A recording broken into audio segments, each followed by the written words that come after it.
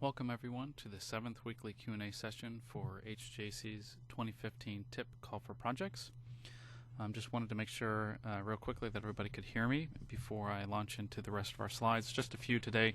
We'll spend almost all of our time on the Q&A portion of the agenda.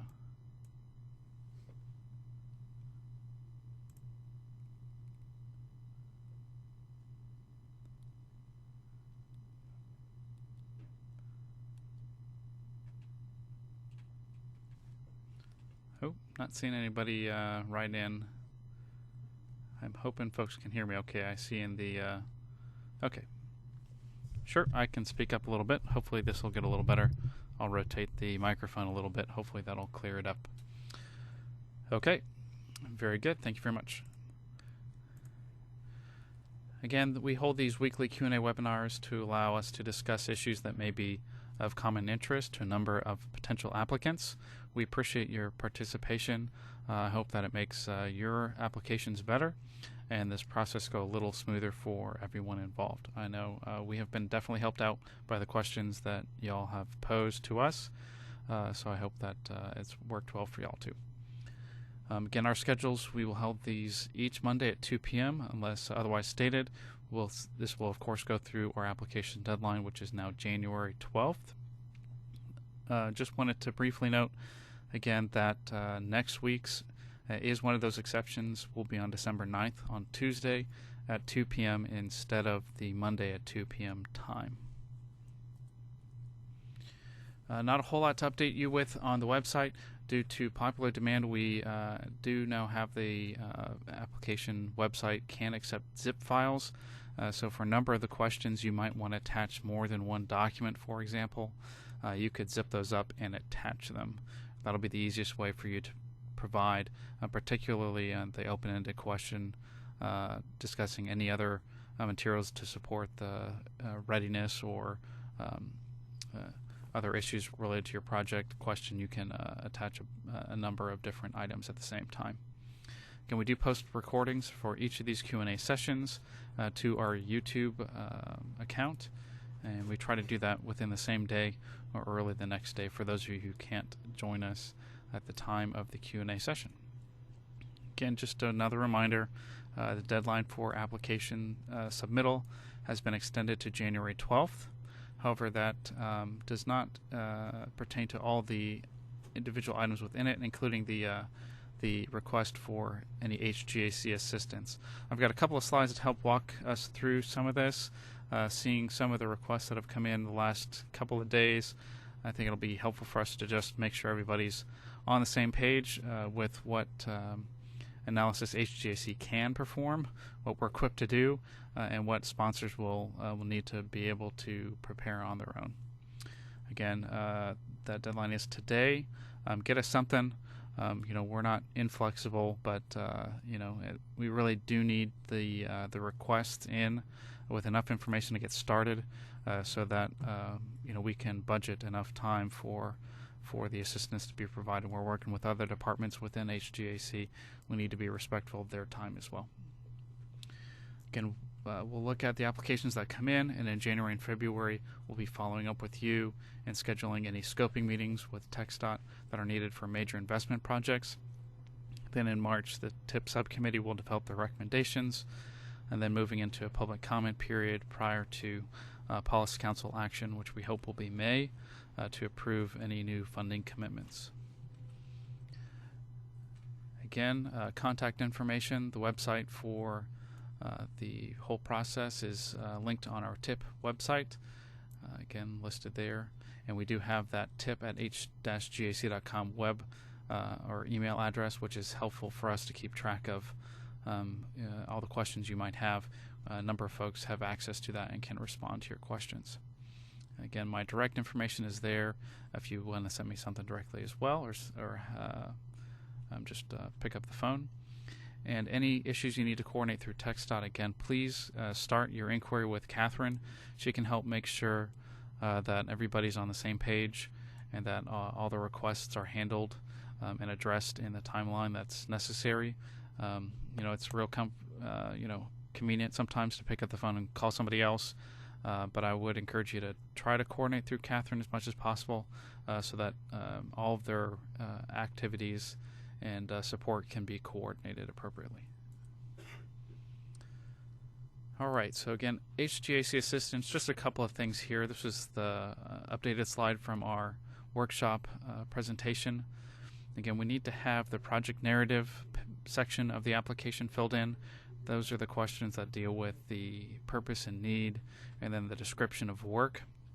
So we really understand what the problem is, what are we trying to do to resolve it, and what are the technical details of the project. So that we know if we're going to model it, for example, that we're doing that appropriately, that kind of thing, as well as the GIS map.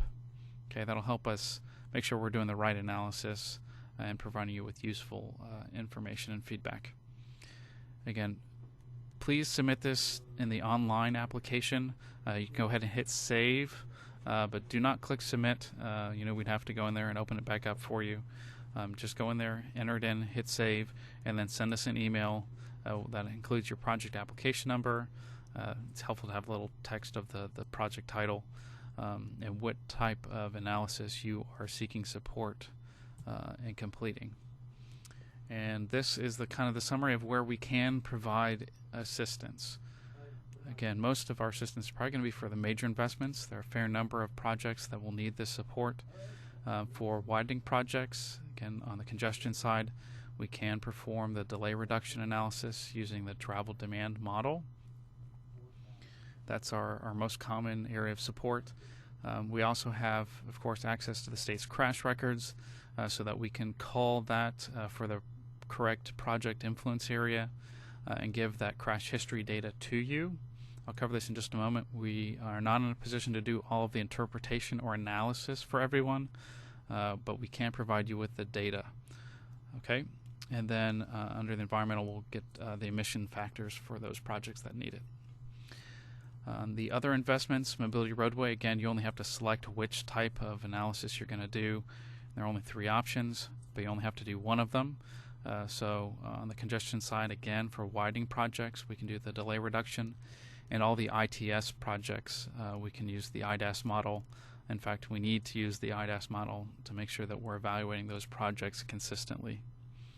Okay, so that's one project type that if you have not already sent us the request, have not input the information online, please make sure you do that today so that we can line that up and get Jeff working on developing the model for that. Again, if your project is dealing with principally safety issues, you're adding raised medians or fixing a problem intersection, we can provide that crash history data. But again, it'll take somebody on your staff or a consultant support to interpret that, make sure you're looking at only the appropriate crash records, the particular crashes that are pertinent to that particular project. Just for example, if you're putting in raised medians, a project that's addressing something on the side street is not, or crashes on the side street isn't necessarily going to be resolved by that improvement. Other investments on transit, again, we don't typically do this, but we can run the model to add in a new transit service. So we're introducing new park and ride or a new connection between park and rides, or even increasing the frequency of service significantly. The travel demand model can capture some of that. It's probably not the best tool, but we can provide that support.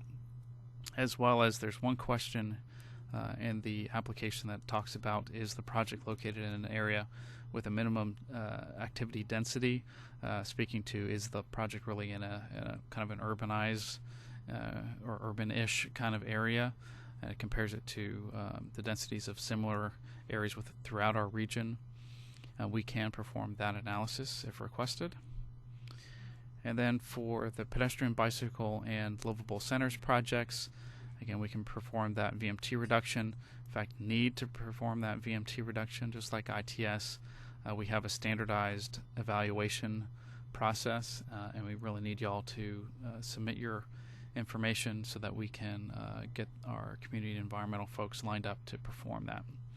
We can also provide the activity density evaluation, and the underserved population access evaluation as well. Okay. Outside of those areas that I've just enumerated, we really can't do a whole lot of analysis for you. Again, the interpretation or analysis of crash history for the last 3 years, that's something y'all will need to do. We can get you the data. Any other modeling techniques that are not from the travel demand model, or I should have on here IDAS for the ITS projects. So any kind of synchro runs, even CoreSim if you needed to go that far into depth, anything like that, we're not really set up to perform that kind of analysis, and the sponsors will need to do that. And really anything else that I've not mentioned, you'll need to seek your own resources to support. Any kind of projects that aren't really roadway projects in particular. You might be thinking we might have something. If it's not on this list that I just covered, we're really not in a position to provide a whole lot of assistance. Okay, and outside of that, I will kick it straight to our Q&A session. Let me make the attendee panel a little longer. And I guess first we'll see if anybody has any questions they'd like to ask in the chat box. And of course, you can raise your hand in the interface, and we'll let you verbally share your question.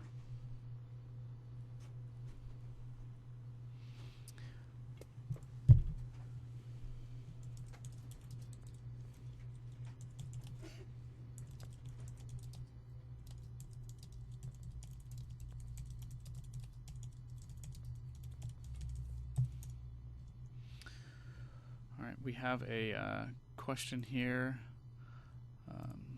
asking what is needed for us to perform the VNT reduction analysis for transit projects. And really there we need to know where the facility is located and where it's going, where the service is going to. So it's really the origin and destination of the service. And we need the service frequency. All right, so basically we need the information to know how to model it and how to connect it to the roadway network and make sure that it can appropriately pull in trips that might otherwise choose an auto path or something like that.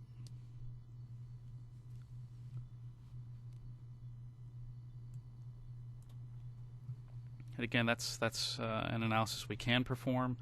I know folks do some other techniques that we've reviewed and used in the past, and that's fine. It's just it's something that's consistent with how we deal with roadway projects, so we can perform it. But if you'd like the assistance, please let us know.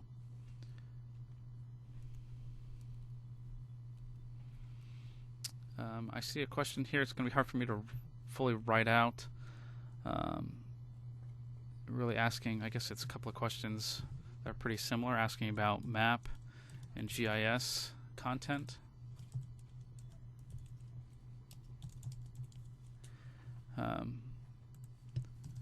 Really, it depends on the project type.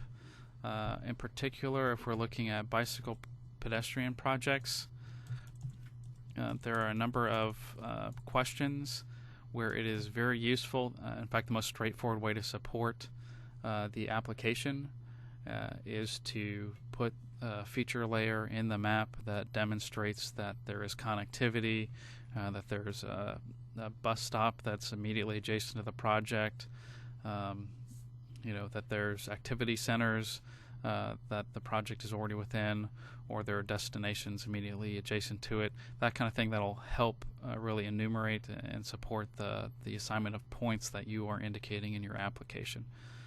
So you could describe it verbally, and that's helpful as well. But the map really will help very clearly establish that the project has earned those points, and make our review that much easier. Again, content and format-wise,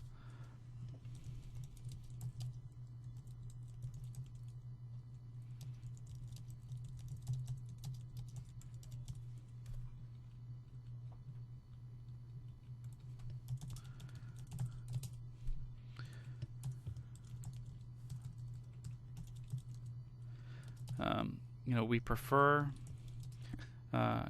Esri's ArcGIS, if I can type. And they have a particular format that is the map package, or the .mpk format. That's for, I believe that's versions 9 and 10 of ArcMap allow you to save that off that way. However, we can take things in other formats. If you just have shape files, that's fine.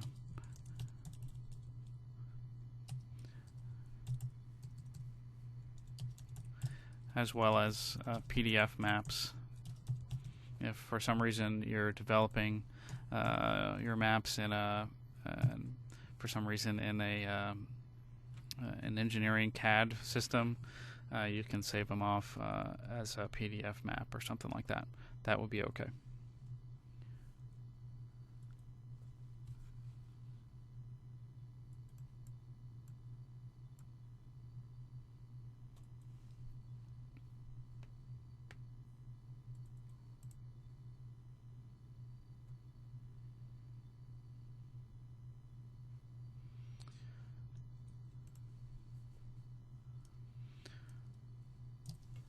And then I will add here, just as a follow-up, particular symbology isn't as important.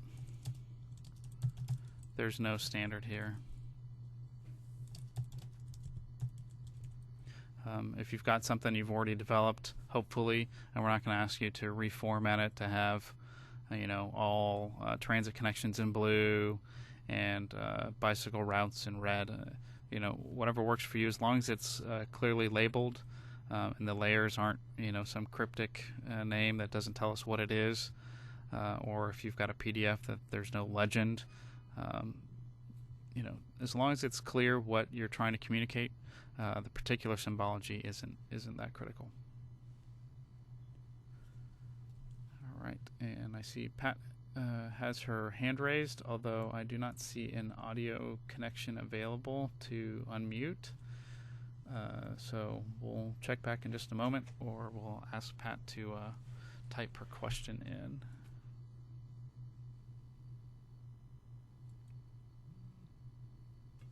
If anybody else has a question they'd like to ask verbally, again in the attendee panel, you can raise your hand, and we will unmute your microphone or your phone.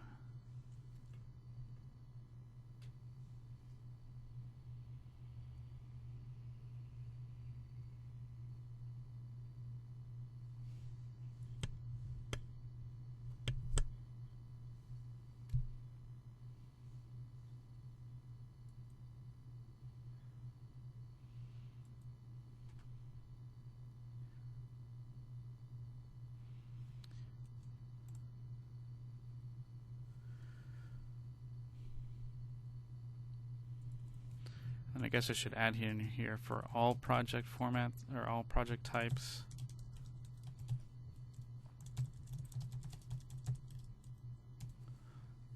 Really, it's the location of the project and any other pertinent features. So, for example, in the major investments, you might support your description of economic development,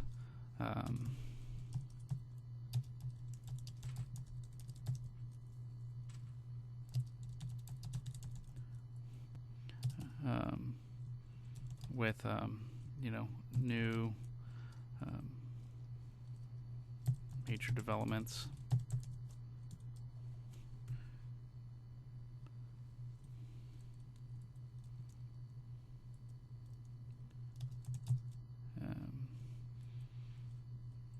And redevelopments,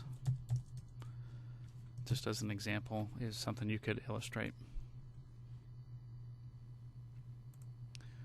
Okay, good. I'm glad Pat's been able to type in her question, which is really related to delay reduction for new location. Yes, new location is fine because that's It's not whether it's an existing roadway or not. We can use the travel demand model to evaluate the project. This will be new links in the network. What we can't really do is delay reduction through the travel demand model for an access management project, or we're adding medians, or maybe we're adding some type of just weaving treatment. That's not a full lane of capacity that the model would be able to use. So that it requires a different kind of technique or different analysis to really evaluate that. In particular, intersection design, the model doesn't really deal with that. So if we're putting in an innovative intersection that's going to reduce the delay at the signalized intersection, and that's something that a synchro or some other type of microsimulation package would be much better suited to evaluating than the travel demand model. In fact, travel demand model really doesn't give us the ability to differentiate between different intersection types. And then there's a follow-up here.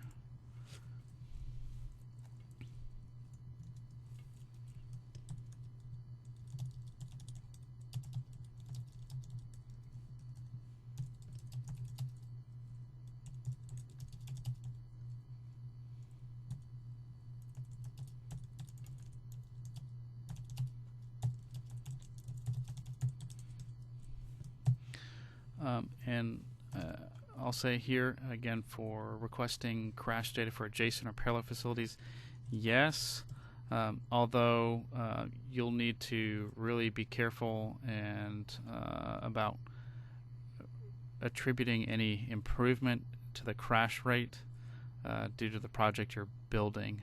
I could see a couple of instances where maybe we're relocating a roadway to add a new intersection connection that might reduce crashes in the adjacent intersection, but you need to do some additional work to demonstrate how that would reduce the movements or the crashes that are occurring in that other location. Because if we're not resolving the physical conflict where the crashes are occurring, it's very difficult to attribute an improvement to a project in another location.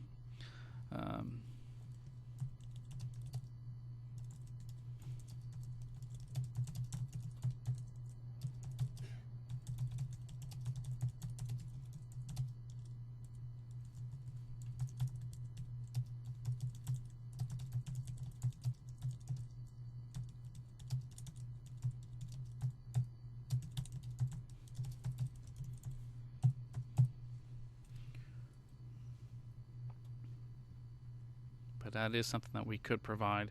And again, that speaks to on the map, if you can kind of illustrate, we're adding this roadway. It will relieve traffic on this overburdened collector.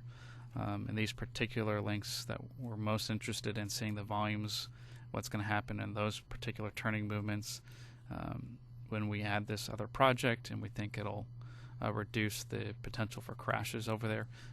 That's an argument we could certainly could walk our way through.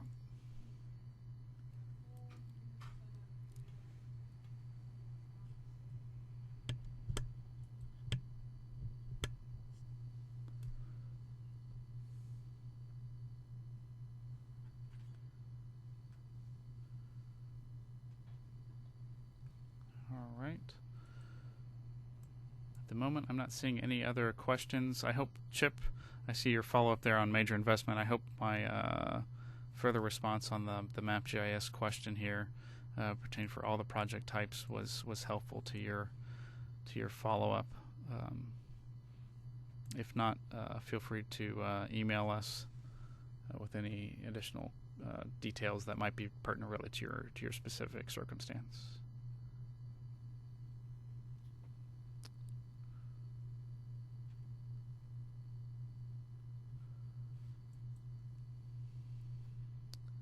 All right. Well, not seeing any other questions at this point. Again, please, if you have an ITS, ped bike, or a livable centers project and you have not filled in your request information, please make sure you do so. Same thing goes for an added capacity roadway project. If you know you're not set up to do the evaluation yourself, make sure you send something to us today so that we can get it in the queue and get started. All right. Well, if I'm not seeing any other questions, thank you again for your participation. We hope to move forward with the call for projects and make sure we're picking some great projects. And I know there's a request last time to get the Q&As out there. We'll get those out here in the next day or two, so you can see all the written questions and answers in one easy format. All right. Again, thank you all very much. We'll see you again next week is Tuesday the 9th at 2 p.m. Thank you very much.